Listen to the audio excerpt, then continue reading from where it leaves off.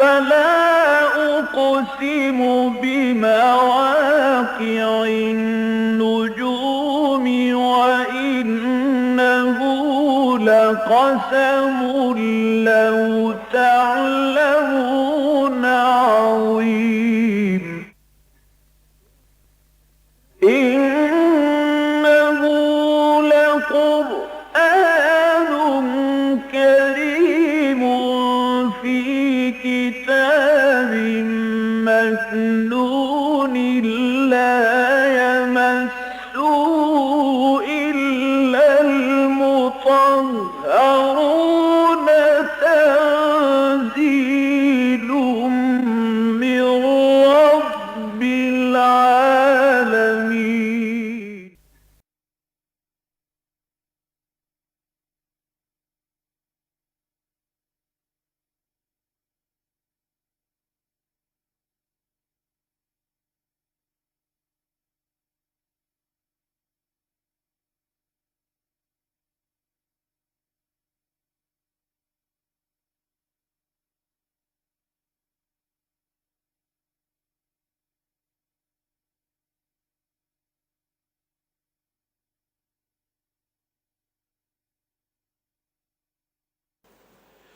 نحمده ونصلي على رسوله الكريم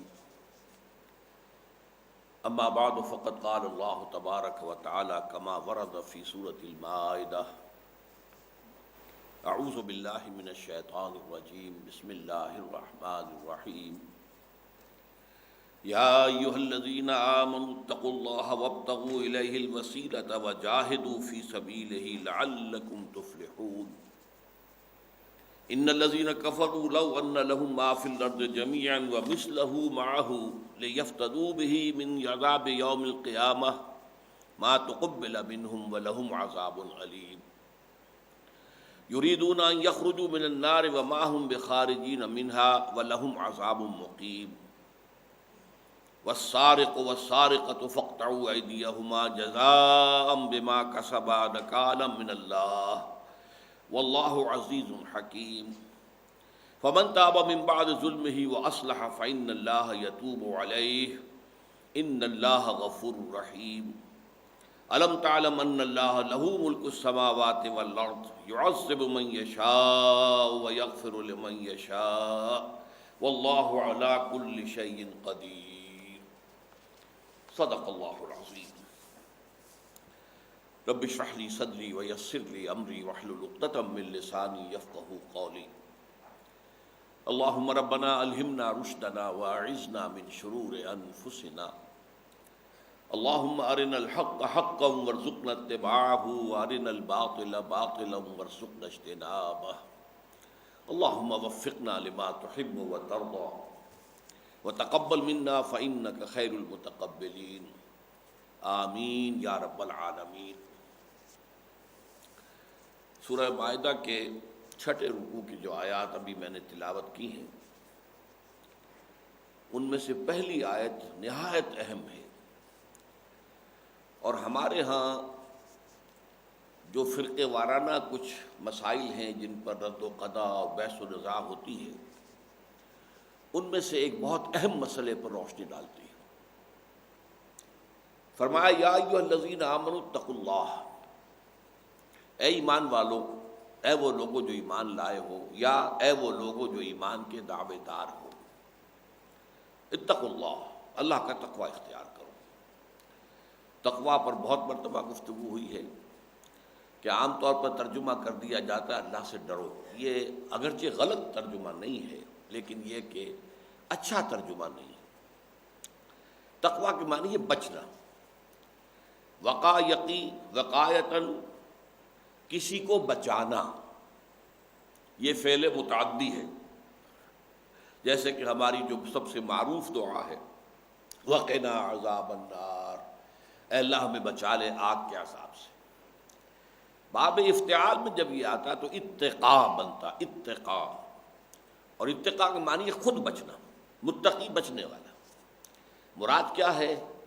اس دنیا کی زندگی میں معصیت سے بچنا، حرام خوری سے بچنا، غلط کاری سے بچنا، گمراہیوں سے بچنا، اللہ کی حدود کو توڑنے سے بچنا، اللہ کے فرائض سے اجتناب کرنے سے بچنا، یہ گویا کہ پورے اسلامی طرز عمل کے لیے نہایت ہی جامع عنوان ہے۔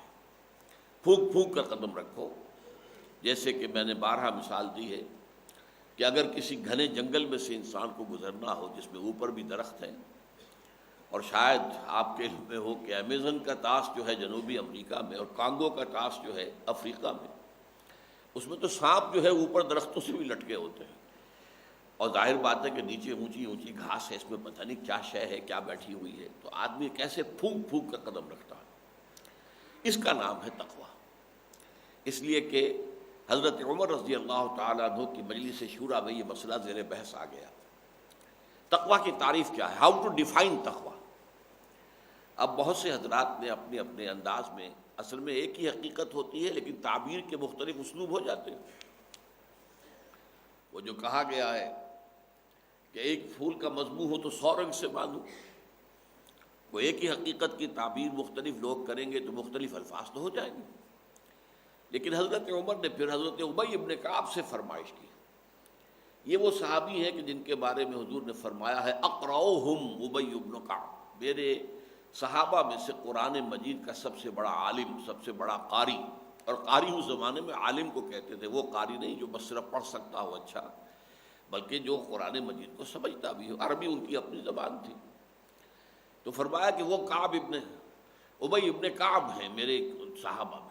ان سے کہا حضرت عمر نے کہ آپ بتائیے، انہوں نے یہ تشبیہ دی تھی کہ امیر المومنین دیکھیے، اگر کسی شخص کو کسی گھنے جنگل میں سے گزرنا ہو جس میں خاردار جھاڑیاں بھی ہیں، کوئی پگڈنڈی بنی ہوئی نہیں، اب وہاں وہ کیسے پھونک پھونک کر قدم رکھے گا؟ دیکھے گا کہ کہیں آگے کوئی سانپ تو کنڈلی مارے نہیں بیٹھا ہے اس کی گھاس کے اندر جو نظر نہیں آ رہا، کوئی آگے کسی موذی جانور کا بل تو نہیں ہے کہ میرا پاؤں اسی میں گھس جائے، وغیرہ وغیرہ۔ اس طرز عمل کا نام تقویٰ ہے۔ تو یہ جامع ترین لفظ ہے قرآن مجید کی، جو اصطلاحات ہیں ان میں سے، کہ انسان بندہ مسلم، بندہ مومن کا جو طرز زندگی ہے اس کے لیے عنوان تقویٰ۔ تو اچھا، اس تقویٰ جو دنیا میں ہوتا ہے اس کا نتیجہ کیا نکلے گا؟ جہنم سے بچ جانا، وہ بھی وہی بچ جانا ہے۔ تو اس لیے فرمایا سب سے پہلی بات تو یہ ہے کہ یا ایھا الذین آمنوا اتقوا اللہ۔ اب آ رہا ہے وہ مسئلہ جس کی طرف کہ میں نے اشارہ کیا، وابتغوا الیہ الوسیلۃ، اور اس کی طرف، اس کی جانب قرب حاصل کرنے کی کوشش کرو۔ یہ وسیلے کا لفظ جو ہے یہ ہمارے ہاں دعا میں کسی کو وسیلہ بنانا، اصل میں اس اعتبار سے ہمارے ہاں کے جو مختلف فی مسائل ہیں ان میں سے ایک یہ بھی ہے، لیکن اچھی طرح سمجھ لیجئے کہ یہ اس لفظ کے وہ معنی ہے کہ جو اردو میں مستعمل ہے۔ عربی کے بہت سے الفاظ وہ ہیں کہ جو اصل میں تو عربی کے ہیں، وہاں مفہوم کچھ اور ہے، اردو میں آ گئے تو کچھ اور مفہوم ہے۔ میں نے کئی دفعہ مثال دی ہے، ذلت، ذلیل، عربی زبان میں اس کے معنی صرف کمزور کے ہیں۔ وَكُنْتُمْ أَذِلَّةً، صحابہ کرام کے بارے میں فرمایا گیا تم بہت کمزور تھے، اللہ نے تمہاری مدد کی۔ وَلَقَدْ نَصَرَكُمُ اللَّهُ بِبَدْرٍ وَأَنْتُمْ أَذِلَّةٌ، دیکھو اللہ نے تمہاری مدد کی تھی میدان بدر میں، بدر کی جنگ میں، جبکہ تم بہت کمزور تھے۔ اب اردو میں یہ آ کر ذلیل کے معنی کیا ہو گئے؟ کمینہ۔ یہ کمینہ جو ہے، چاہے وہ قوی ہو، طاقتور ہو، غنڈہ ہے بہت بڑا جو ہے، اس کا چل رہا ہے، سکہ چل رہا ہے اپنی آبادی کے اوپر، جو چاہتا ہے کرتا ہے، تو کمزور تو نہیں ہے، لیکن اسے ہم کمینہ کہیں گے۔ تو یہ کمینگی جو ہے یہ لفظ اردو میں آ کر ذلیل کے مفہوم میں شامل ہو گئی، عربی میں نہیں ہے۔ ورنہ سوچئے کہ اگر اس معنی میں یہ لفظ صحابہ کے لیے استعمال کرنے کے بارے میں آپ سوچیں تو آپ کا ایمان ہی سلامت نہیں رہے گا، رضی اللہ تعالیٰ عنہ اجمعین۔ اسی طرح جاہل کا لفظ ہے، عربی میں اس کے معنی کچھ اور، اردو میں جاہل اسے کہتے ہیں جو پڑھا لکھا نہ ہو، عربی میں جاہل اسے کہتے ہیں جو خواہشات کا بندہ ہے، عقل سے کام نہیں لیتا، سوچتا نہیں ہے، غور نہیں کرتا ہے۔ جاہل حلیم کے مقابلے میں آئے گا، ایک حلیم الطبع انسان ہے اور ایک جاہل ہے، فوراً اشتعال میں آ جاتا ہے، اجڑ ہے، چاہے وہ پڑھا لکھا ہو سکتا ہے PhD کیے ہوئے ہو، لیکن اس کی شخصیت جو ہے، اس کے اندر وہ پہلو جو ہے عقل پر جذبات غالب ہوں وہ جاہل ہوگا، عقل جو ہے وہ غالب رہے جذبات کے اوپر تو وہ آدمی حلیم الطبع شمار ہو۔ اسی طرح کا یہ لفظ وسیلہ کو اردو میں ہم استعمال کرتے ہیں ذریعہ، حکام تک بات پہنچانے کا ذریعہ، کوئی سفارشی تلاش کرو وہ تمہاری بات وہاں پہنچائے، تمہاری رسائی وہاں تک نہیں ہے، کسی کی رسائی ہے تو وہاں تک اس کو پکڑو، اس کا ذریعہ، اس کو ذریعہ بناؤ۔ عربی میں اس کا یہ مفہوم ہرگز نہیں ہے۔ الوسیلۃ القرب، وسیلہ کے معنی صرف قرب کے، اللہ کا قرب حاصل کرنے کی کوشش کرو۔ اب یہاں پہ بڑی دلچسپ ایک لغوی بحث ہے۔ دیکھیے، ایک ہے مادہ واو سین لام، یہ جو یہاں پر وسیلہ کا مادہ ہے، ایک ہے واو صاد لام وصل، یہ وصل و فصل، وصل کے مقابلے میں فصل آتا ہے، کٹ جانا۔ فصال کہتے ہیں ماں جب بچے کا دودھ چھڑاتی ہے تو وہ فصالہ فی عامین، 2 سالوں میں اس کا دودھ چھڑانا ہے۔ تو وصل و فصل، وصل کے معنی جڑ جانا، 2 چیزوں کا آپس میں اس قدر قرب ہو جانا گویا کہ جڑ گئے۔ وہی معنی جو ہے اس واو سین لام کے بھی ہے۔ فرق صرف یہ ہے کہ وصل جو ہے مجرد جڑ جانے کا نام ہے، جبکہ وصل سین والا جو ہے اس میں رغبت کی طرف کے ساتھ، محبت کے ساتھ کسی کے ساتھ جڑ جانا، بس یہ فرق ہے۔ چنانچہ میں امام راغب کا حوالہ دے رہا ہوں، الوسیلۃ التوسل الی شیء برغبۃ، رغبت کے ساتھ کسی چیز کی طرف جڑ جانا۔ وہی اخص من الوسیلہ، جو سواد والا وسیلہ ہے اس سے یہ زیادہ خاص ہے، لتضمنها لمعنی الرغبہ، کہ اس کے اندر رغبت کا بھی مفہوم شامل ہے۔ واو صاد لام، 2 چیزوں کا جڑ جانا، اس میں سے کوئی اشتیاق کا پہلو نہیں ہے، اس میں کوئی رغبت کا پہلو نہیں ہے، اس میں محبت کا پہلو نہیں ہے، لیکن جب اشتیاق سے، رغبت سے، محبت سے 2 چیزیں قریب آئیں گی تو اس کو واو سین لام سے تعبیر کیا جائے گا۔ اچھا، اب وصل کیا ہے؟ واو صاد لام، تو امام راغب فرماتے ہیں الاتصال و اتحاد الاشیاء بعضها ببعض، اتصال وصل ہی سے بنا ہے نا، جیسے تقویٰ سے اتقا، تو وصل سے اتصال، باب افتعال، جڑ جانا 2 چیزوں کا، متحد ہو جانا، جمع ہو جانا اشیاء کا ایک دوسرے کے ساتھ۔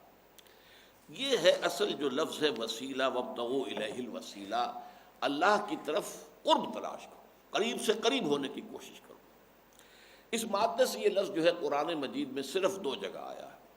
ایک تو یہ مقام ہے جس پر ہم مطالعہ کر رہے ہیں، ایک سورہ بنی اسرائیل میں، کہ یہ مشرکین جو ہیں جن کو اپنا معبود سمجھے بیٹھے ہیں، یا وہ ملائکہ ہیں ان کو نام دے رکھے ہیں، اللہ کی بیٹیاں قرار دے کر ان کے نام رکھ دیے ہیں، اور ان کو سمجھتے ہیں کہ یہ ہمارے معبود ہیں، اللہ کے ہاں ہؤلاء شفعاؤنا عند اللہ، وہ اللہ کے ہاں ہماری شفاعت کریں گے، ہماری سفارش کریں گے۔ اور یا پھر جو ارواح ہیں، جو اللہ کے نیک بندے اولیاء اللہ، ان کی ارواح کو جو ہے ذریعہ بنایا جاتا ہے۔ تو فرمایا کہ اولئک الذین یبتغون، یہ جو ہے وہ تو خود جو ہے الوسیلۃ ایہم اقرب، وہ تو خود اللہ کے قرب کے متلاشی ہیں، تم ان کو ذریعہ بنانا چاہتے ہو۔ اللہ تعالیٰ کی طرف رسائی کے لیے کسی ذریعے کی ضرورت نہیں ہے، یہ ذریعے ہی نے در حقیقت سارے مشرکانہ نظام کو جنم دیا ہے۔ تم بہت گندے ہو، تمہارا اخلاق خراب ہے، تمہارا دامن کردار داغدار ہے، تمہاری دعا اللہ نہیں سن سکتا، جاؤ کسی اللہ کے بندے کے پاس، اس سے دعا کراؤ، ذریعہ بناؤ اس کو، اور نہیں تو صاحب قبر سے جا کر درخواست کرو کہ وہ تمہاری دعا اللہ تعالیٰ کے ہاں پیش کر دے، اور اس میں سفارش بھی شامل کر دے۔ یا یہ کہ بتوں کے پجاری ہیں، جاؤ ان کے پاس، ان کے لیے ان کی مٹھی گرم کرو، کچھ چڑھاوے چڑھاؤ، نذرانے دو، تو پھر جو ہے وہ ان بتوں کو راضی کر لیں گے، تمہارے حق میں شفاعت کریں گے، یہ تمہاری جو ہے مراد برات بدلائیں گے۔ یہ سارا جو فساد پیدا ہوا ہے دین میں، وہ در حقیقت اسی سے ہوا ہے، ذریعہ تلاش کرنا، ذریعہ تلاش۔ جیسے کہ دنیا میں ہم عادی ہیں، ظاہر بات ہے کہ کوئی بڑا حاکم ہے، اس تک رسائی حاصل کرنے کے لیے کوئی ذریعہ تلاش کرو۔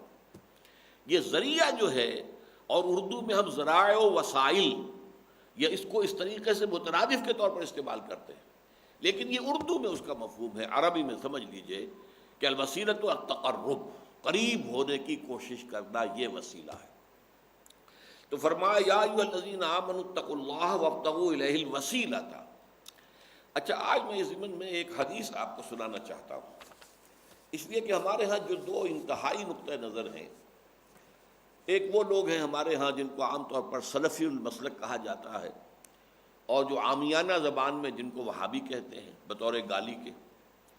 ایک ہمارے ہاں بہت خوش عقیدہ لوگ ہیں عام طور پر جنہیں ہم کہتے ہیں بریلوی مکتب فکر کے۔ ان کے درمیان ایک بہت بڑا نزاع کیا ہے، یہ ولایت کا مرتبہ کیا ہے، اللہ کا ولی کون ہوتا ہے، اور ولایت کے مراتب کیا ہیں، آیا اولیاء اللہ کو کرامات حاصل ہوتی ہیں یا نہیں ہوتی۔ اب ایک انتہا تو یہ ہے کہ اسی میں لوگ پڑ گئے، کرامات اولیاء اور اولیاء کا مقام اور ان کی قبروں کو پھر جو ہے وہ احترام اور تعظیم، اور ان کو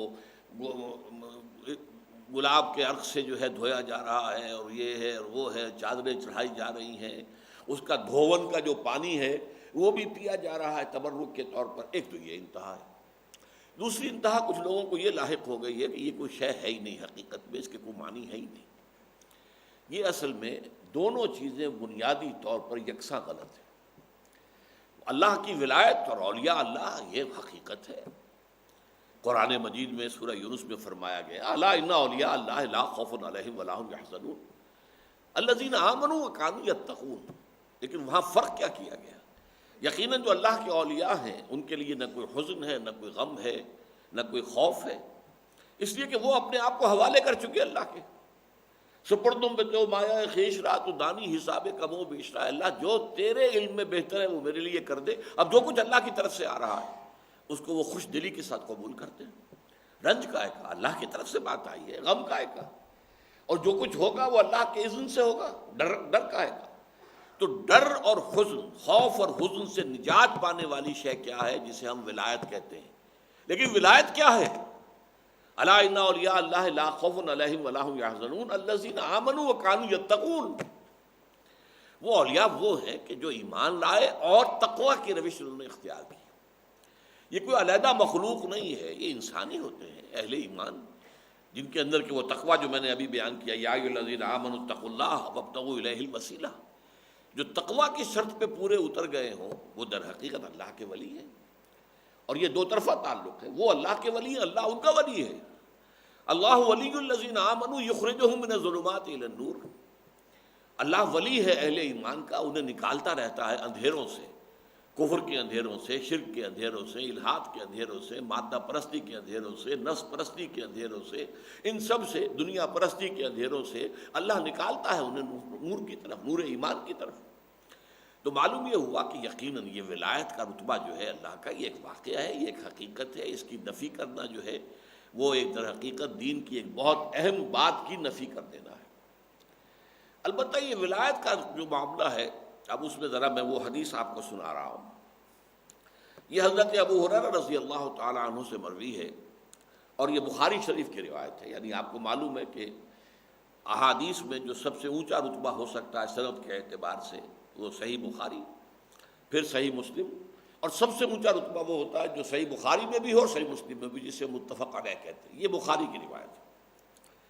قال قال رسول اللہ صلی اللہ علیہ وسلم، وہ حضرت ابو ہریرہ فرماتے ہیں کہ حضور صلی اللہ علیہ وسلم نے فرمایا ان اللہ تعالی قال، یقیناً اللہ تعالی کہتا ہے، اللہ نے کہا ہے۔ یہ حدیث قدسی ہو گئی۔ جب اللہ کا قول آ رہا ہے تو اب یہ عام حدیث نہیں ہے، یہ قول رسول نہیں ہے اب جو آ رہا ہے، یہ اللہ کا قول ہے، لیکن یہ قرآن میں نہیں ہے۔ تو معلوم ہوا کہ اس کا عام حدیثوں کے مقابلے میں رتبہ ایک درجے میں بلند ہو گیا۔ اللہ کا قول ہے، حدیث قدسی ہے۔ فرمایا من عادى لي وليا فقد آذنته بالحرب، جس نے میرے ولی سے دشمنی کی اس کے خلاف میرا اعلان جنگ ہے۔ جیسے کہ حمیت ہوتی ہے، آپ کا ایک دوست ہے، اگر اس دوست کے خلاف کسی نے کوئی اقدام کیا ہے تو آپ اس کا دفاع کریں گے کہ نہیں کریں گے؟ اگر آپ میں غیرت ہے، حمیت ہے، تو اللہ تعالیٰ بھی بڑی غیرت والی ہستی ہے، اس میں بھی حمیت ہے۔ تو فرمایا کہ جو میرے ولی کے خلاف کام کرے گا، دشمنی رکھے گا، من عادی لی ولیا فقد آذنتہ بالحرب، تو میری طرف سے اعلان جنگ ہے، میں نے سنا دیا ہے اسے جنگ کا اعلان الٹیمیٹ۔ یہ پہلی بات تو واضح ہو گئی ولایت کا ایک رتبہ، اور ظاہر بات ہے جو لوگ بھی اس معاملے کے اندر اللہ تعالیٰ کے ولیوں سے، اہل ایمان جو متقی بھی ہوں، ان سے دشمنی رکھیں گے، اللہ تعالیٰ کی طرف سے ان کے خلاف اعلان جنگ۔ اب اس کے بعد جو یہ حدیث آ رہی ہے، میرے نزدیک وہ احادیث کے مجموعے میں سے ایک خاص اعتبار سے اہم ترین ہے، اہم ترین اس لیے کہ اللہ کے قرب کے لیے دو ذریعے یہاں بتائے گئے۔ ایک ہے فرائض کے ذریعے سے اللہ کا قرب حاصل کرنا، ایک ہے نوافل کے ذریعے سے اللہ کا قرب حاصل کرنا۔ یہ دو چیزیں جو ہیں ہمارے ہاں ان میں بھی گڑبڑ ہو جاتی ہے۔ حدیث کے الفاظ کیا ہیں؟ وَمَا تَقَرَّبَ إِلَيَّ عَبْدِي، یہ چونکہ وہی حدیث قدسی کے الفاظ ہیں، اللہ ہی کے الفاظ آگے چل رہے ہیں۔ وَمَا تَقَرَّبَ إِلَيَّ عَبْدِي بِشَيْءٍ أَحَبَّ مِمَّا افْتَرَضْتُ عَلَيْهِ، میرا بندہ جو میری طرف تقرب حاصل کرتا ہے فرض کے ذریعے سے، اس سے زیادہ محبوب شے مجھے اور کوئی نہیں۔ جو چیز میں نے فرض کی ہے اس کے ذریعے سے وہ میرا قرب حاصل کرنا چاہ رہا ہے، فرض کو ادا کر رہا ہے، اس میں جان کھپا رہا ہے، مال کھپا رہا ہے، فرض جو ہے پورے طریقے سے، پورے اہتمام کے ساتھ اس کے تمام شرائط کو ملحوظ رکھتے ہوئے ادا کر رہا ہے، تو اس سے بھی قرب حاصل ہوا، اور یہ محبوب ترین ہے اللہ کو۔ اب اس کے کنٹراسٹ میں آ رہا ہے وَلَا يَزَالُ عَبْدِي يَتَقَرَّبُ إِلَيَّ بِالنَّوَافِلِ، اور میرا بندہ نوافل کے ذریعے سے میرا قرب حاصل کرتا رہتا ہے، کرتا رہتا ہے، کرتا رہتا ہے۔ یہ تقرب بالنوافل ہے، تقرب بالفرائض ورسس تقرب بالنوافل، یہاں تک کہ تقرب بالنوافل کے ذریعے سے وہ مقام حاصل ہو جاتا ہے حتیٰ احبہ، یہاں تک کہ میں اس سے محبت کرنے لگتا ہوں، وہ میرا محبوب بن جاتا ہے۔ فَإِذَا أَحْبَبْتُهُ، جب میں اس سے محبت کرتا ہوں، كُنْتُ سَمْعَهُ الَّذِي يَسْمَعُ بِهِ، تو میں اس کے کان بن جاتا ہوں جن سے وہ سنتا ہے۔ ذرا غور کیجئے، یہ جن کو سلفی المسلک کہتے ہیں اور جو وہابی عام طور پر ہیں، ان کے لیے یہ حدیث بہت اہم ہے کہ یہ حدیث بخاری شریف کی ہے۔ اللہ اس کا کان بن جاتا ہے جس سے کہ وہ سنتا ہے، وَبَصَرُهُ الَّذِي يُبْصِرُ بِهِ، اور میں اس کی آنکھ بن جاتا ہوں جس سے وہ دیکھتا ہے، وَيَدُهُ الَّتِي يَبْطِشُ بِهَا، اور اس کا ہاتھ بن جاتا ہوں جس سے وہ پکڑتا ہے، وَرِجْلُهُ الَّذِي يَمْشِي بِهَا، اور اس کا پاؤں بن جاتا ہوں جس سے وہ چلتا۔ ذرا غور کیجیے، اللہ اکبر، اللہ اپنے اس بندے کے پاؤں بن جاتا ہے۔ وَلَئِن سَأَلْتَنِي أُعِيذَنَّهُ، اگر وہ مجھ سے کچھ مانگے گا میں لازماً دوں گا، یہ بھی انتہائی تاکید کا لفظ ہے، لَأُعِيذَنَّهُ، لازماً دوں گا، لَأُعْطِيَنَّهُ، میں لازماً دوں گا۔ وَلَئِنِ اسْتَعَاذَنِي لَأُعِيذُنَّهُ، اور اگر وہ مجھ سے پناہ طلب کرے گا تو میں لازماً اسے پناہ دوں گا۔ رواہ البخاری۔ گویا کہ یہ بھی ایک ممکنہ مقام ہے، ذرا سوچ لیجئے، یہاں پر یہ حدیث ہے، حدیث نہیں، حدیث قدسی ہے۔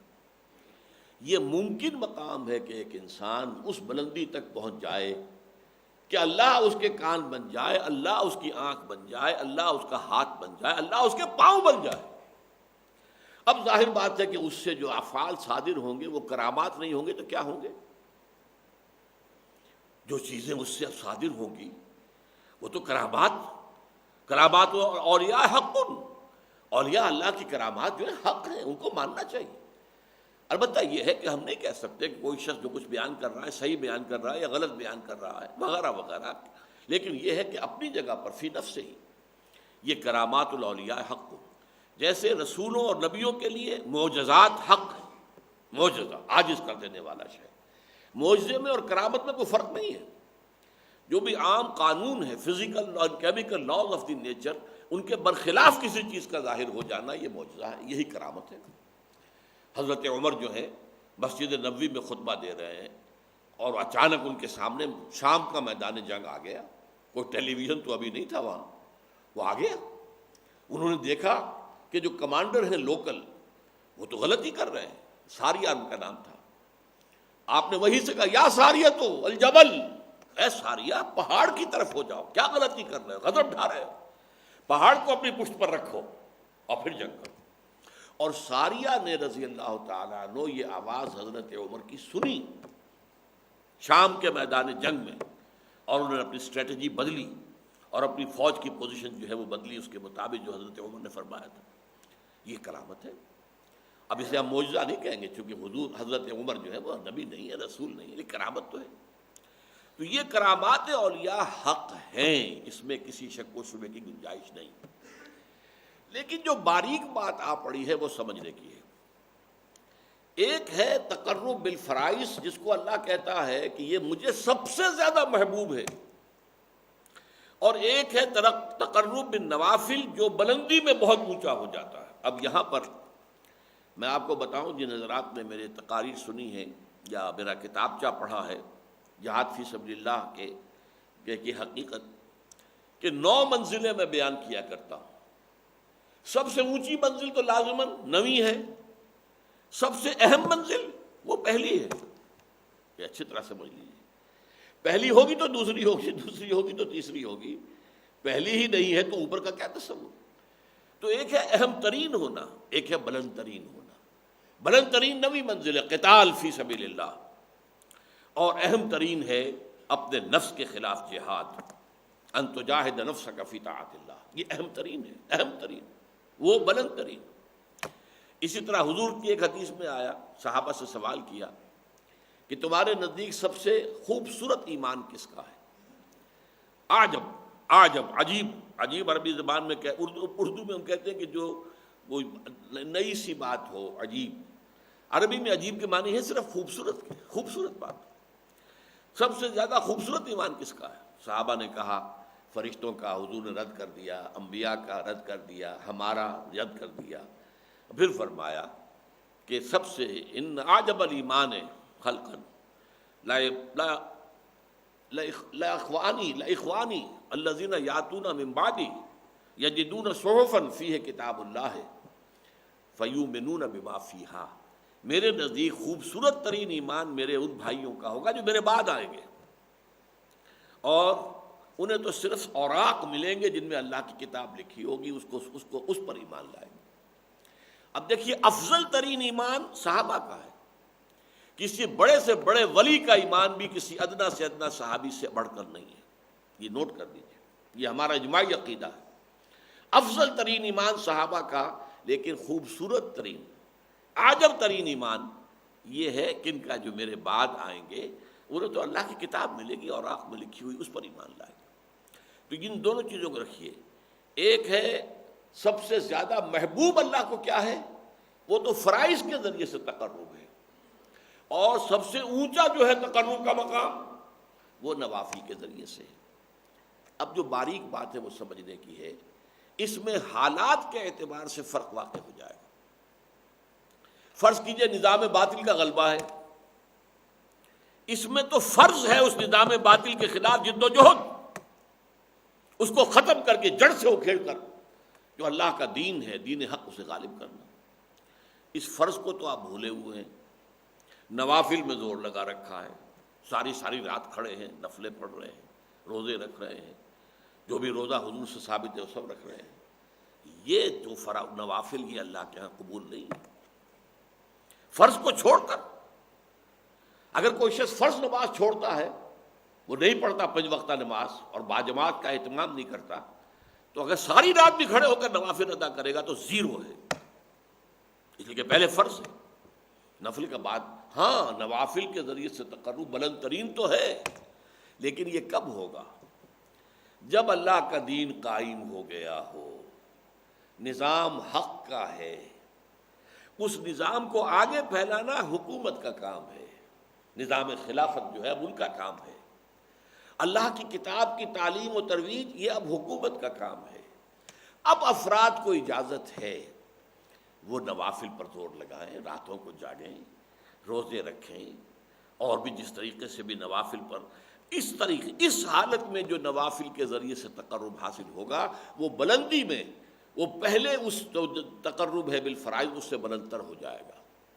لیکن اگر دین اللہ کا قائم نہیں اور باطل کا غلبہ ہے، اس میں آپ نوافل کا اہتمام کر رہے ہیں، اگر وہ جد و جہد بھی کر رہے ہیں، اس نظام کو ختم کر کے اللہ کا دین قائم کرنے کی پوری کوشش کر رہے ہیں، تن من دھن لگا رہے ہیں، اور اس میں کچھ نوافل کا بھی اہتمام ہو جائے تو نور علی نور، سونے پر سہاگا۔ لیکن اگر اس سے قطع نظر، اس کے تو خیال ہی نہیں، اس کا دھیان ہی نہیں، جیسے ہمارے ہاں کیا ہے، جو سلسلے چل رہے ہیں خانقاہی، ان میں سے کسی کو فکر نہیں کہ نظام باطل جو ہے اس کے خلاف بھی کوئی جد و جہد کرنی ہے، لیکن یہ کہ وہ سلوک کی منزلیں طے ہو رہی ہیں، مقامات طے ہو رہے ہیں، اور اونچے سے اونچے روحانی مقامات کی طرف انسان بڑھتا چلا جا رہا ہے، یہ طریقہ صحیح نہیں ہے۔ یہ فرض ہے، اس فرض کو اس کی طرف سے بے اعتنائی برت کر نوافل کی طرف دھیان کرنا، یہ دین کے فلسفے اور حکمت کے بالکل خلاف ہے۔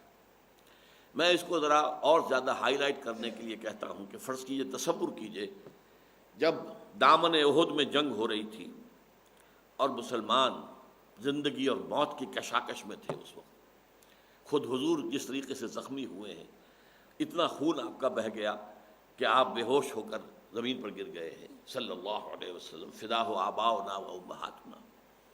اگر اس وقت کوئی شخص مسجد نبوی میں بیٹھا ہوا نوافل پڑھ رہا ہے کھڑا ہوا، یا وہ کوئی نعت جو ہے پڑھ رہا ہے، یا کوئی بیٹھ کے تسبیح کر رہا ہے، تو اس کے بارے میں کیا رائے آپ کی ہوگی؟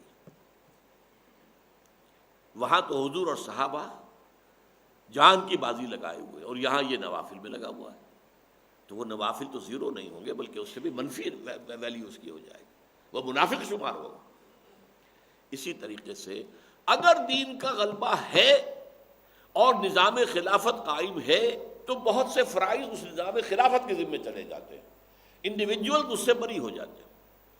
اس نظام خلافت کو جب ضرورت ہوگی کہ فلاں محاذ پر 10,000 آدمی چاہیے، وہ 10,000 آدمی نکل آئیں گے تو باقی سب کی طرف سے فرض کفایہ ادا ہو گیا، وہ گھروں میں سوئیں یا رات بھر کھڑے رہے، نوافل رکھیں، پڑھیں یا روزے رکھیں، بالکل ٹھیک ہے، یا کسی علمی کام میں لگے رہیں، تفسیر لکھنے میں لگے رہیں، حدیثیں جمع کرنے میں لگے رہیں، فقہ کی بحثیں جو ہے وہ کرنے میں لگے رہیں، ٹھیک ہے، بالکل صحیح ہے۔ لیکن اگر غالب جو ہے نظام وہ باطل کا ہے اور اس کے خلاف جد و جہد نہیں ہو رہی، تو پھر یہ سارے کام جو ہیں یہ زیرو سے ضرب کھا کر زیرو ہو جائیں گے۔ پرائمری امپورٹنس ہوگی اللہ کے دین کو قائم کرنے کی جد و جہد۔ یہ ہے فرق تقرب بالنوافل اور تقرب بالفرائض کا۔ اب یہاں اس آیت میں دیکھیے کس خوبصورتی کے ساتھ آیا ہے، یا ایھا الذین آمنوا اتقوا اللہ وابتغوا الیہ الوسیلۃ وجاہدوا فی سبیلہ لعلکم تفلحون۔ جہاد کرو اس کی راہ میں، یہ ہے فرض۔ نوافل اور رات کو کھڑے رہنا یہ نوافل ہے، روزے رکھنا نوافل ہے، روزے رمضان کے فرض باقی نفلی ہیں، لیکن جہاد، اللہ کی راہ میں جہاد، جد و جہد، جان اور مال کا کھپانا، کس لیے؟ تاکہ اللہ کا دین قائم ہو، اللہ کا نظام برپا ہو جائے۔ یہ ہے گویا کہ تقرب اللہ کا سب سے بڑا وسیلہ جو یہاں بیان کیا جائے۔ کیوں کہ اس وقت صورت کیا تھی کہ حضور اور صحابہ اس جد و جہد کے اندر تھے۔ وہ تو آپ کو معلوم ہے کہ جو جد و جہد کر رہے تھے اس میں جانیں مال کھپا رہے تھے، جانیں دے رہے تھے صحابہ کرام، یہاں تک کہ حضور کی اپنی تمنا اور آرزو یہ تھی لوددت ان اقتل فی سبیل اللہ ثم احیا ثم ابتلی ثم احیا ثم ابتلی، میری بڑی خواہش ہے میں اللہ کی راہ میں قتل ہو جاؤں، پھر زندہ کیا جاؤں، پھر قتل ہو جاؤں، پھر زندہ کیا جاؤں، پھر قتل ہو جاؤں۔ ایک طرف تو وہ حضرات ہیں، تو اگر کوئی شخص اس سے کنارہ کشی کر کے اور نوافل کے اندر لگا چلہ کشی کر رہا ہے، روزہ عام نہیں، روزہ اور بھی، اب جو ہمارے ہاں صوفیہ کے ہاں روزے جو رائج ہیں اس میں طرح طرح کے روزے ہیں، وہ صرف ایک دن کا روزہ نہیں، کئی کئی دن کے روزے، جس کو وہ صوم وصال کہا حضور نے، وہ بھی رکھتے ہیں۔ حالانکہ اس سے صحابہ کرام کو حضور نے منع کر دیا تھا کہ آج روزہ آپ نے رکھا اور شام کو افطار نہیں کیا، بلکہ رات بھر بھی وہ روزہ رہا، اگلے دن بھی پورا روزہ رہا، اور پھر اگلے روز جا کے آپ نے افطار کیا، تو اسے کہیں گے صوم وصال، 2 دن کا صوم وصال ہے، 3 دن کا صوم وصال، تو مسلسل جو ہے 3 دن تک روزہ چل رہا ہے۔ حضور رکھتے تھے، لیکن صحابہ کو آپ نے منع کیا، انہوں نے شکوہ بھی کیا، حضور آپ رکھتے ہیں ہمیں منع کرتے ہیں، تو آپ نے فرمایا ایکم مثلی، تم میں سے کون ہے مجھ جیسا؟ ابھی تو عند ربی، میں تو رات گزارتا ہوں اپنے رب کے پاس، ہوا یطعمنی و یسقین، وہ مجھے کھلاتا بھی ہے پلاتا بھی ہے۔ اب وہ کیا کھلانا ہے، کیا پلانا ہے، کیا اس کی روحانی حقیقت ہے، یہ ہم نہیں سمجھ سکتے، یہ خصائص نبوی میں سے ہے، وہ چیزیں کہ جو خاص ہیں نبی اکرم صلی اللہ علیہ وسلم کے ساتھ، جو امت کے لیے پھر عام طور پر جس کی اجازت نہیں ہے، لیکن اس قسم کے روزے بھی وہاں رکھے جاتے ہیں، لیکن اس سے کوئی پرواہ ہی نہیں، فکر ہی نہیں کہ نظام باطل کا ہے۔ تو باطل کے اقتدار میں تقویٰ کی آرزو، کتنا ہنسی فریب ہے جو کھا رہے ہیں ہم، وہ متقی بھی بن رہے ہیں، شیخ بھی بن گئے ہیں، شیخ المشائخ بھی بن گئے ہیں، اور وہ زبدت جو ہے مرشدین بھی بن گئے ہیں، سب کچھ ہو گئے ہیں، لیکن یہ کہ اس باطل کے خلاف کوئی کشمکش ہے ہی نہیں، اس کے خلاف کوئی جد و جہد ہے ہی نہیں۔ اس کے ضمن میں تو پھر وہ حدیث میں نے بارہا سنائی ہے، اور مولانا اشرف علی تھانوی رحمۃ اللہ علیہ نے اسے جو انہوں نے مرتب کیے تھے خطبات جمعہ، ان میں جو دوسرا خطبہ ہے اس میں اس حدیث کو کوٹ کیا ہے۔ اوح اللہ عز و جل، یہ بھی حدیث قدسی ہے، حضور فرما رہے ہیں کہ اللہ تعالیٰ نے عز و جل نے حضرت جبرائیل کو وحی کی، اوح اللہ عز و جل الی جبرائیل علیہ الصلاۃ والسلام ان اقلب مدینۃ کذا و کذا باہلھا، کہ فلاں فلاں بستیوں کو تلپٹ کر دو، الٹ دو ان کے رہنے والوں کے اوپر، ہلاکت، وہ ہلاکت جو عامورہ اور صدوم کی بستیوں پر آئی تھی، جو جس کی طرف حضرت لوط علیہ السلام بھیجے گئے تھے، اقلب مدینۃ کذا و کذا باہلھا، رہنے والوں سمیت الٹ۔ قال فقال، حضور فرماتے ہیں کہ اس پر حضرت جبرائیل نے عرض کیا بارگاہ خداوندی میں، یا رب ان فیہا عبدک فلانا لم یعصک طرفۃ عین، ان بستیوں میں تو تیرا فلاں بندہ بھی ہے جس نے آج تک پلک جھپکنے جتنی دیر بھی معصیت میں بسر نہیں کی، اس کے تقویٰ کا عالم یہ ہے۔ یہ گواہی کون دے رہا ہے؟ کوئی کرائے کا گواہ نہیں ہے، کوئی کرائے کا وکیل نہیں ہے، جبرائیل ہے، اور کہاں گواہی دے رہا ہے؟ بارگاہ خداوندی میں، جہاں ابو جہل بھی جھوٹ نہیں بولے گا۔ تو فرمایا قال فقال ان فیہا عبدک فلانا لم یعصک طرفۃ عین، قال فقال، اب حضور فرماتے کہ اللہ نے فرمایا اقلبھا علیہ وعلیہم، الٹو ان بستیوں کو، پہلے اس پر پھر دوسروں پر، فإن وجہہ لم یتمعر فی ساعۃ قط، اس لیے کہ اس کے چہرے کی رنگت میری حمیت، میری غیرت کی وجہ سے کبھی متغیر نہیں ہوا۔ منکرات پھیلتے رہے، شریعت کو پاؤں تلے روندا گیا، شریعت کی اور اللہ کے دیے ہوئی قوانین کی دھجیاں بکھیر دی جا رہی تھیں، اور پھیل رہا تھا گناہ ہر طرف، اور یہ لگا ہوا تھا تو فقط اللہ اللہ اللہ، خانقاہ میں بیٹھا ہوا۔ ظاہر بات ہے خانقاہ میں جو بیٹھا ہوگا اسے گناہ کرنے کی کیا ضرورت ہے؟ نہ زندگی کے وہ میدان میں ہے، نہ معاش کا کچھ سلسلہ ہے، کوئی کچھ دے گیا، کسی نے کوئی ہدیہ پیش کر دیا، اس سے جو ہے وہ گزارا کر رہے ہیں، تو گناہ کا معاملہ کیا ہوگا وہاں؟ اور پھر وہ خانقاہی ماحول کے اندر ظاہر بات ہے کہ نہ کہیں عورتیں نظر آئیں گی، نہ کہیں عریانی نظر آئے گی، وہ تو اپنا خانقاہ کا ماحول ہے، اس کے اندر رہ رہے ہیں۔ لیکن یہ کہ اس خانقاہ سے باہر جو کچھ ہو رہا ہے، جو منکرات پھیل رہے ہیں، جو کفر پھیل رہا ہے، جو گمراہیاں پھیل رہی ہیں، جو شریعت کی دھجیاں بکھر رہی ہیں، اس پر اسے فکر ہی نہیں۔ یہ تمام فی ساعۃ قط، تو اس کو یوں سمجھیے کہ اگر کوئی شخص کسی کو ماں کی گالی دے، اب اگر وہ شخص جسے گالی دی گئی ہے طاقت رکھتا ہے تو جانے نہیں دے گا اسے، اس کی مرمت کرے گا۔ فرض کیجئے وہ کمزور ہے، اسے معلوم ہے جس نے مجھے گالی دی ہے وہ بڑا طاقتور ہے، میں اس کا کچھ نہیں بگاڑ سکتا، تب بھی کم سے کم اس کے چہرے پر خون جمع ہو جائے گا، سرخ ہو جائے گا چہرہ۔ غیرت کا یہ تو کم سے کم انداز ہوگا کہ میری ماں کو گالی دی گئی۔ اگر یہ بھی نہیں ہے، سب کچھ دیکھ رہے ہیں، بیٹھے ہیں، سن رہے ہیں، لیکن کوئی فکر نہیں ہو رہی، تو پھر کسی روحانی ترقی کا، کچھ ولایت کے مقام کا، کچھ تقرب اللہ کا کوئی سوال نہیں۔ تو میں نے آج کوشش کی ہے کہ آپ کے سامنے ان چند چیزوں پر جو بڑی کنٹروورشیل ہیں، اس میں عدل کا راستہ آپ کے سامنے رکھوں، درمیانی راستہ کیا ہے۔ نہ تو آپ سرے سے انکار کریں کہ مرتبہ ولایت کوئی شے ہے ہی نہیں ہے، قرآن سے ثابت ہے، حدیث سے ثابت ہے، اور اللہ فرماتا ہے کہ جو شخص میرے ولی سے دشمنی کرے گا اس کے خلاف میرا اعلان جنگ ہے۔ پھر اللہ کا قرب، وہ قرب واقعتاً اس حد تک ہو سکتا ہے کہ اللہ انسان کی آنکھ بن جائے جس سے وہ دیکھے، اللہ انسان کے کان بن جائے جس سے وہ سنے، اللہ انسان کے ہاتھ بن جائے جس سے وہ پکڑے، اور اللہ انسان کے پاؤں بن جائے جس سے وہ چلے۔ یہ ممکن ہے، حدیث ہے۔ اس سے ظاہر بات ہے کرامات کا صدور ہوگا، کرامات کا ظہور ہوگا، لیکن اس کے ساتھ اس بات کو سمجھنا ان میں پہلی شرط تقویٰ ہے، اور نمبر 2 یہ کہ یہ تقرب اللہ کے لیے ایک ہے فرائض کے ذریعے سے، جہاد فرض ہے، فرض عین ہے، باطل کا غلبہ ہے تو فرض عین ہے اس کے خلاف جد و جہد کرنا، اور اس کے لیے اجتماعی جد و جہد کرنا۔ جیسے نماز 5 وقتہ فرض ہے، اور اس کے لیے اگر کوئی شخص مسجد سے فاصلہ اس کا زیادہ نہ ہو اور وہ گھر میں نماز پڑھے، اس کی نماز قبول نہیں ہوگی۔ لا صلاۃ علی جار المسجد الا فی المسجد، جو مسجد کے پڑوس میں رہتا ہے اس کی نماز قبول نہیں ہوگی اگر وہ مسجد میں حاضر ہو کر نماز نہیں پڑھ رہا، 5 وقتہ جماعت کا التزام نہیں کرتا۔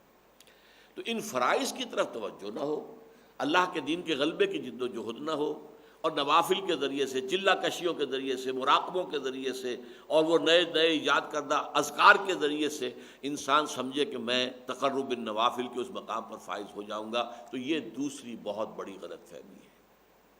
یہ تقرب۔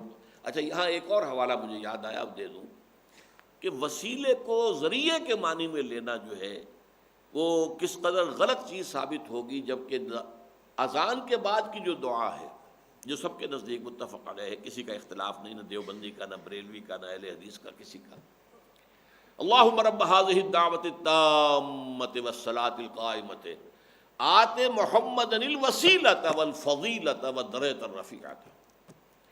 اے اللہ، جو رب ہے، یہ جو دعا ندا آئی ہے اذان کی، اس کا رب، اور جو نماز قائم ہونے والی ہے اس کا رب، محمد کو صلی اللہ علیہ وسلم وسیلہ عطا فرما۔ اب وسیلے کو عام معنی میں لیجئے، کیا حضور کو بھی کسی ذریعے کی ضرورت تھی؟ کیا حضور کو بھی اللہ کا قرب حاصل کرنے کے لیے کسی کو وسیلہ پکڑنے کی احتیاج تھی؟ معاذ اللہ، ثم معاذ اللہ، ثم معاذ اللہ۔ یہاں وسیلے سے مراد کیا ہے؟ خاص طور پر ایک تو قرب، اور یہ کہ بعض احادیث سے معلوم ہوتا ہے کہ یہ خاص مقام ہے جنت میں، جیسے مقام محمودہ بھی اسی دعا میں آتا ہے، وَبَعْثُ مَقَامًا مَحْمُودًا الَّذِي وَعَدتَّهُ، سورہ بنی اسرائیل میں ہے، عَسَىٰ أَن يَبْعَثَكَ رَبُّكَ مَقَامًا مَحْمُودًا۔ اسی طرح ایک مقام وسیلہ ہے جو عرش خداوندی سے قریب ترین ہے، آت محمد الوسیلۃ، اے اللہ وہ وسیلہ والا مقام، وہ قرب کا انتہائی مقام محمد صلی اللہ علیہ وسلم کو عطا کر دیں۔ یہ سب سے اہم دلیل ہو جائے گی کہ اس وسیلے کے معنی ذریعہ نہیں ہے۔ اگر ذریعہ لیا جائے تو اس دعا کا کیا کریں گے کہ اے محمد کو بھی اے اللہ تو کوئی ذریعہ عطا کر دے، معاذ اللہ، ثم معاذ اللہ، ثم معاذ اللہ۔ یہ ایک مقام ہے قرب کا، انتہائی قرب کا، جس کا نام الوسیلہ ہے۔ تو فرمایا یا ایھا الذین آمنوا اتقوا اللہ وابتغوا الیہ الوسیلۃ وجاہدوا فی سبیلہ لعلکم تفلحون۔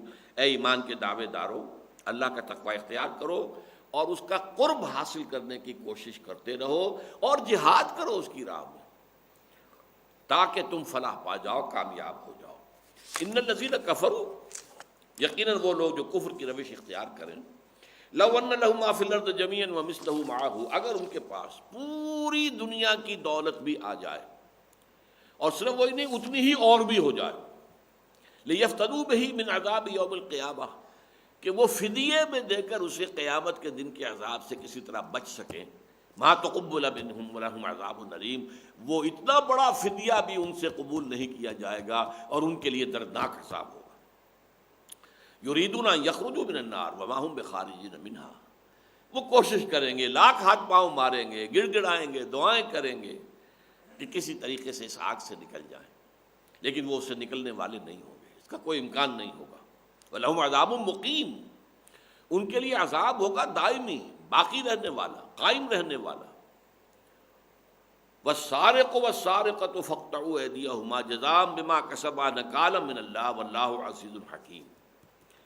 اور چوری کرنے والی خواہ عورت ہو اور خواہ مرد، السارق والسارقہ، فاقطعوا أيديهما، ان دونوں کے ہاتھ کاٹ دو۔ یہ یہاں پر ذرا ایک مثال میں نے بعض مواقع پر دی ہے، آج پھر نوٹ کر لیجئے۔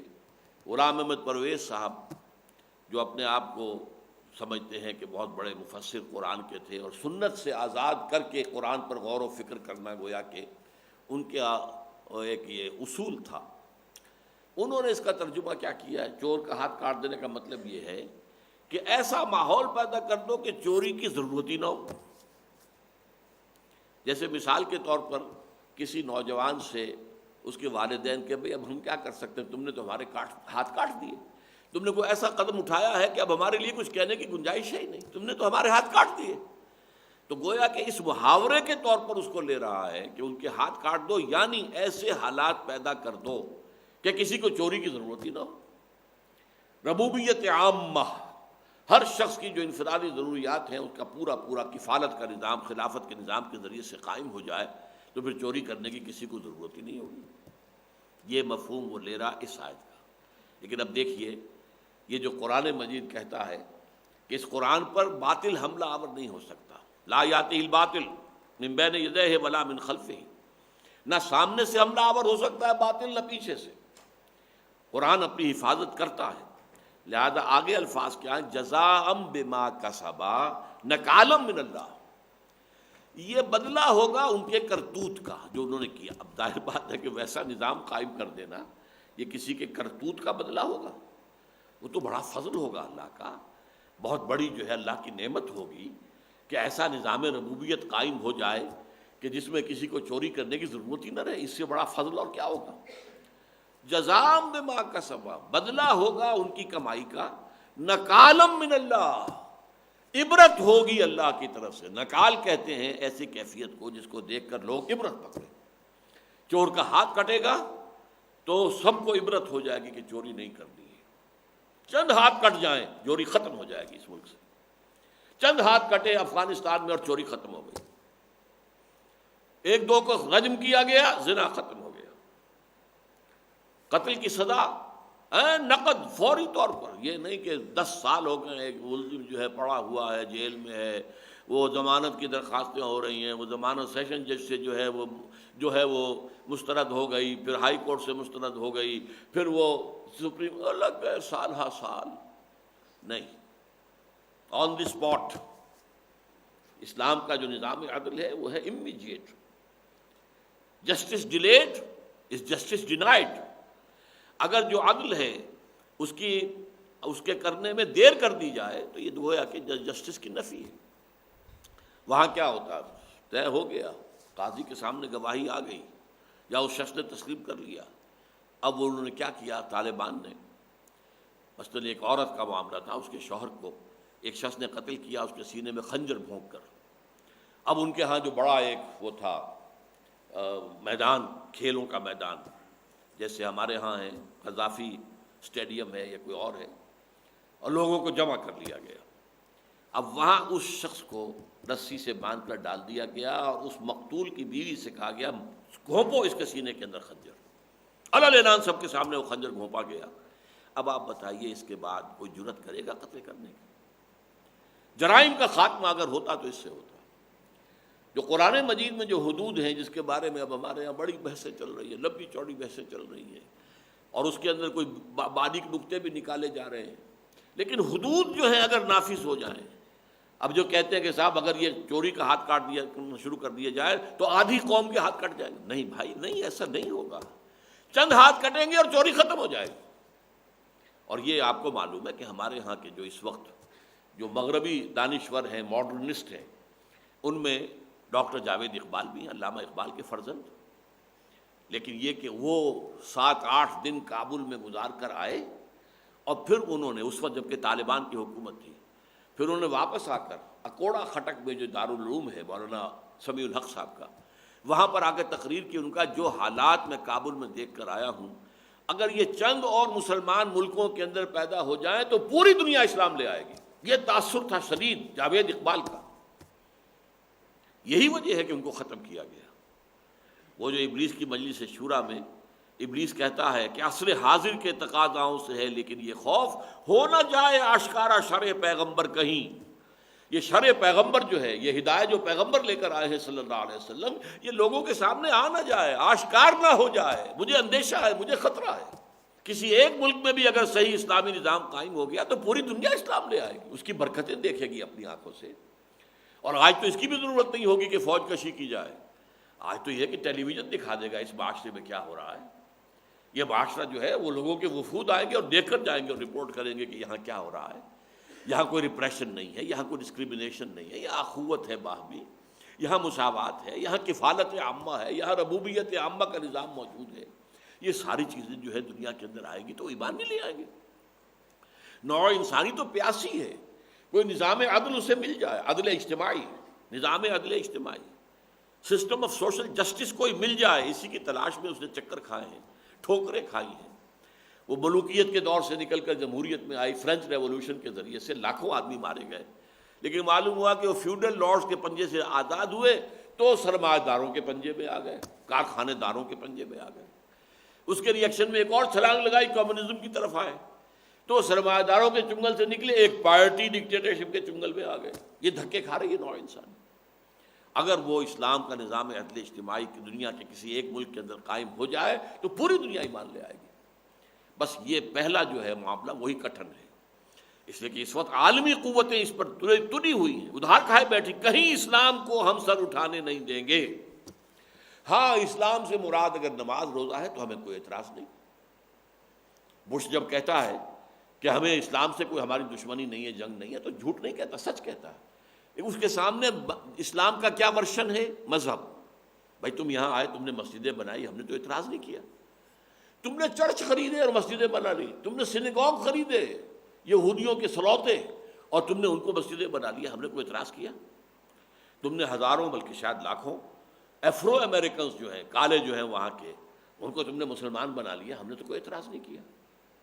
تم روزے رکھتے ہو تو ہم وائٹ ہاؤس میں ایک افطاری کی پارٹی بھی دے دیتے ہیں، تم عید مناتے ہو تو ہم یادگاری ٹکٹ بھی شائع کر دیتے ہیں۔ مذہب سے ہماری کوئی جنگ نہیں۔ ہاں، اسلام کا اگر تم نظام کی بات کرو گے، سیاسی اور معاشی اور معاشرتی نظام، تو ہماری جنگ ہے۔ The political social economic system of Islam, یہ کسی صورت میں برداشت نہیں ہوگی۔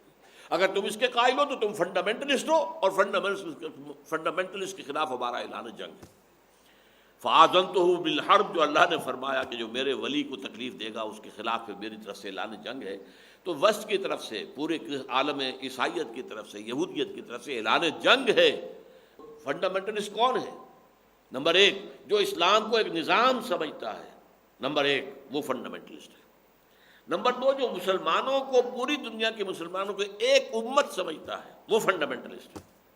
نمبر تین، جو خلافت کا نظام ریوائیو کرنا چاہتا ہے، وہ فنڈامنٹلسٹ ہے، اور یہ ہمارے دشمن ہیں۔ بہرحال یہاں نوٹ کیجئے کہ کس قدر یعنی بیہودہ تفسیر ایک شخص جو ہے وہ اپنی جگہ پر بہت بڑا جو ہے، اور اس کا یہ ہے کہ اس کی زبان چرب زبانی بھی تھی، تقریر کا فن بھی آتا تھا اور تحریر کا بھی آتا تھا، تو کافی فکر اس کا پھیلا ہے دنیا میں۔ لیکن یہ کہ آدمی کسی کی عقیدت میں مبتلا ہو جائے تو اندھا ہو جاتا ہے۔ اس آیت کی تفسیر یہ کرنا، وَالسَّارِقُ وَالسَّارِقَةُ فَاقْطَعُوا أَيْدِيَهُمَا، کہ بس ایسا نظام قائم کر دو کہ جس میں چوری کی ضرورت نہ رہے، تو یہی گویا کہ چور کا ہاتھ کاٹ دینا ہے۔ جبکہ قرآن کہہ رہا ہے جزاء بما کسبا، یہ بدلہ ہوگا ان کی کرتوت کا، نکالم من اللہ، عبرت ہوگی اللہ کی طرف سے۔ نکال کہتے ہیں عبرت۔ واللہ عزیز الحکیم، اور اللہ تعالی زبردست ہے اور حکمت والا ہے۔ فمن تابا، مطلب یہ کہ بظاہر محسوس ہوگا بڑی وحشیانہ سزا ہے، ہمارے ہاں بھی بے نظیر بھٹو کہتی ہیں کہ اسلامی سزائیں جو ہیں وہ بڑی وحشیانہ ہیں، رجم، اور ایک رجم بھی ہو جائے تو سیدھا جو ہے کان ان لوگوں کے جو ہیں وہ پوری طریقے سے اس کو سن کر اور سیدھے ہو جائیں گے کہ پھر کسی کے اندر حوصلہ نہیں ہوگا کہ وہ زنا کرے۔ ایک بھی ہو جائے، چند بھی ہو جائے، اور وہ پبلک میں ہوگا، پبلک سٹوننگ ہوگی، ظاہر بات ہے کہ اس سے عبرت ہوگی۔ تو اس جرم اگر ایریڈیکیٹ ہو سکتا ہے تو صرف اسلامی سزاؤں سے، ورنہ تعلیم سے، پرسویشن سے، کسی طریقے سے، ظاہر بات ہے تعلیم کا، لٹریسی پرسنٹیج کا اور ذرائع ابلاغ کا جتنا جال اس وقت امریکہ میں ہے اتنا دنیا میں اور کہیں نہیں ہے، نہ ہو سکتا ہے۔ لیکن ہائنس کرائم، انتہائی گھناؤنا جرم وہاں موجود ہے۔ ایک شخص جاتا ہے اور اسکول کے اندر فائرنگ کرتا ہے، 15-16 بچوں کو قتل کر دیتا ہے۔ ایک شخص جو ہے اس کا یہ ہابی بنی ہوئی ہے نوجوان لڑکیوں کو پکڑنا، ان کو ریپ کرنا، پھر اسے قتل کرنا، اور اس کے تہخانے کے اندر سے کتنی لاشیں برآمد ہو رہی ہیں، حالانکہ وہاں سیکس پر کوئی خاص پابندی نہیں ہے۔ بھائی وہ سیکس کے اعتبار سے بھوکے تو نہیں ہوتے، ان کے لیے تو کھلا راستہ ہے سیکس کا، لیکن پھر بھی یہ کرائم جو ہے، جرم جو ہے، اس کی ایریڈیکیشن نہیں ہو سکتی جب تک کہ ایسی سزائیں نہ، عبرتناک سزائیں نہ ہو، جرم ختم نہیں ہو سکتا۔ سعودی عرب ایک بہت بڑی مثال تھی۔ اب یہ کہ وہاں پر امیگرینٹس بہت سے چلے گئے ہیں اور وہ باہر کے لوگ بھی ہیں، تو جرم جو ہے نظر آتا ہے، اور اس سے پہلے سوال ہی پیدا نہیں ہوتا تھا کسی چوری کا۔ لوگ جو ہے وہ جیسے کہ سننے میں آتا ہے جو پہلے جاتے تھے 50 برس پہلے یا 60-70 برس پہلے جو لوگ حج پہ جاتے تھے، قافلوں کے اوپر حملے ہوتے تھے، لوٹ مار ہوتی تھی، حج پر جا کر واپس آ جانا گویا کہ نئی زندگی لوگوں کو شمار ہوتی تھی کہ نئی زندگی مل گئی۔ اس کے بعد کیا ہوا؟ سعودی عرب نے فیصلہ کیا جس علاقے میں کسی قافلے کو لوٹا جائے گا اس علاقے کی پوری آبادی مجرم شمار ہوگی، پوری آبادی۔ لہذا کون اب کرنے دے گا جرم؟ ظاہر بات ہے کہ عام لوگوں کے امٹمنٹ کے بغیر اگر وہ نگاہیں دوسری طرف نہ کریں تو کوئی قافلے کو لوٹ تو نہیں سکتا۔ اگر یہ طے ہو جائے کلیکٹو پنشمنٹ تمام لوگوں کے لیے جو اس علاقے میں رہنے والے، لہذا ختم ہو گیا، کوئی جرم نہیں رہا، کوئی قافلے کے اوپر ڈاکہ نہیں رہا، کوئی چوری نہیں رہی۔ پہلے جب میں نے پہلا حج کیا تھا 1962 میں، تو وہاں مشہور تھا کہ یمنی جب آتے ہیں تو چوری ہونی شروع ہو جاتی ہے۔ یمنی حاجی جب آتے تھے وہاں پر، یہ یمنی لوگ مزدوری کے لیے بھی بہت آتے تھے، تو جن معلم کے ساتھ میں حج کر رہا تھا سید عقیل افتاس، انہوں نے کہا کہ دیکھیں ڈاکٹر صاحب اب یہاں یمنی آ گئے ہیں، لہٰذا اپنے بٹوے کا اپنے کیش کا ذرا پوری طریقے سے حفاظت کر کے رکھیے۔ اس کے بعد پاکستانیوں نے وہاں جا کر یمنیوں کی جگہ سنبھالی ہے۔ اب سب سے بڑا مجرم وہاں پر جو شمار ہوتا ہے، جس سے اندیشہ رہتا ہے، وہ پاکستانی ہے۔ لیکن یہ کہ وہاں کے لوگوں میں یہ چیزیں نہیں ہیں۔ والسارق والسارقة فاقطعوا أيديهما جزاء بما كسبا نكالا من الله والله عزيز حكيم فمن تاب من بعد ظلمه وأصلح فإن الله يتوب عليه۔ اور جو اپنے اس ظلم اور اپنے اس جرم کے بعد توبہ کر لے اور اصلاح کر لے تو اللہ تعالیٰ جو ہے وہ بھی اس کی توبہ کو قبول کرے گا۔ ان اللہ غفور رحیم، یقیناً اللہ تعالیٰ بخشنے والا رحم کرنے والا ہے۔ یعنی یہ نہیں ہے کہ توبہ سے سزا ختم ہو جائے گی، نہیں، سزا تو ملے گی، لیکن سزا کے بعد اگر اس نے توبہ کر لی ہے تو اللہ تعالیٰ آخرت کے عذاب سے اس کو بچا لے گا، اس کے اوپر کوئی وہاں پکڑ نہیں ہوگی، اور یہ کہ اس اصلاح کے ذریعے سے اب وہ معاشرے کے اندر وہ ایک نارمل فرد کی حیثیت سے رہ سکے گا۔ الم تعلم ان اللہ لہ ملک السماوات والارض، کیا تم جانتے نہیں ہو کہ اللہ ہی کے لیے ہے بادشاہی آسمانوں کی اور زمین کی۔ یعذب من یشاء ویغفر من یشاء، جس کو چاہتا ہے عذاب دے گا، جس کو چاہے گا بخش دے گا۔ اللہم اغفر لنا ورحمنا، اللہم اغفر لنا ورحمنا، اللہم اغفر لنا ورحمنا۔ یہاں اللہ کی مشیت اور اللہ کے اختیار کا جو علی الاطلاق ذکر ہو رہا ہے، یہ آپ کو یقین رکھنا چاہیے۔ اللہ ابو جہل کو بخش دے تو بخش دے، ہم کون اعتراض کرنے والے؟ اور اللہ کسی کو بھی، نیک وکار کو بھی اگر جہنم میں ڈالنا چاہے تو ہم کون ہوں گے اعتراض کرنے والے؟ اس کا اختیار مطلق ہے۔ آپ کی ملکیت ہے بکری، جب چاہیں ذبح کر دیں، کوئی اعتراض کرے گا؟ تو اللہ کا اختیار مطلق ہے، لیکن ہم یہ جانتے ہیں کہ اللہ گناہ گاروں کو سزا دے گا، نیکوکاروں کو جزا دے گا، یہ ہم جانتے ہیں، لیکن ہم عدل کو اللہ پر لازم نہیں ٹھہرا سکتے۔ یہ اچھی طرح جان لیجئے، یہ اہل سنت اور اہل تشیع کے درمیان ایک بڑا اصولی فرق ہے۔ وہ عدل کو ارکان اسلام میں سے سمجھتے ہیں کہ اللہ پر واجب ہے کہ عدل کرے، ہمارے نزدیک یہ اللہ تعالیٰ کی توہین ہے۔ اللہ پر کوئی شے واجب نہیں، اس کی مشیت مطلق ہے، جسے چاہے گا عذاب دے گا، جسے چاہے گا معاف کر دے گا۔ واللہ علی کل شیء قدیر، اور یقیناً اللہ تعالیٰ جو ہے وہ ہر چیز پر قادر ہے۔ یہ 6 آیتیں ہیں جو آج ہم نے پڑھی ہیں، اس میں جو پہلا مسئلہ تھا میں نے زیادہ وقت اس پر لیا ہے، اس مسئلے کو کاش کہ آپ اچھی طرح سمجھ لیں۔ بارک اللہ لی و لکم فی القرآن العظیم ونفعنی وإیاکم بالآیات والذکر الحکیم۔